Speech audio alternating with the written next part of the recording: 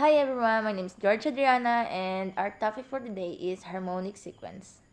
What is harmonic sequence?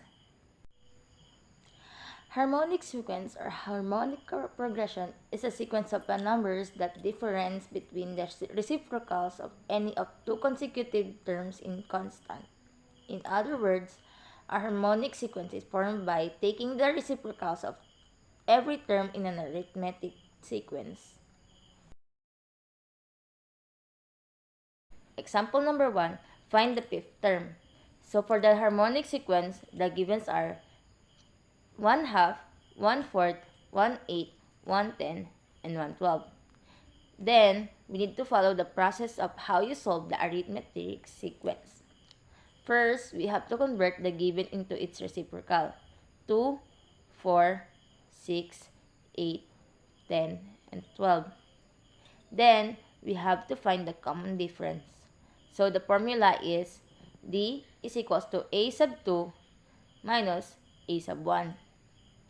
Now, let's put it together. D is equals to 4 minus 2. So, the common difference is 2. After finding the common difference, we have to move on to the formula. An is equals to A sub 1 plus n minus 1 times D. A fifth term is equals to 2 plus 5 minus 1 times 2. We will subtract 5, so it will be A5 is equals to plus 4 times 2. Then, we will be multiplying 4 times 2, it will be 8. Finally, 2 plus 8 total into 10.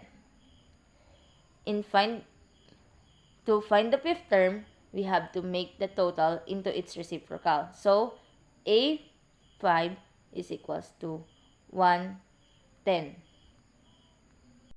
So, let's proceed for the example number 2. Let's find the 10th term. The givens are 1/5, 1/10, 1/15, 1/20, and 1/25.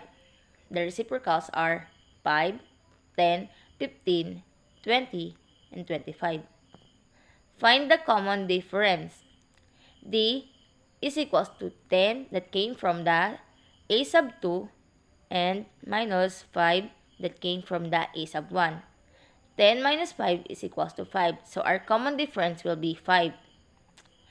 So n will be 10 equals a sub 1 will be 5 plus 10 minus 1 times by the common difference, which is the number 5. 10 minus 1 is equals to 9. Then 9 times 5 is equals to 45.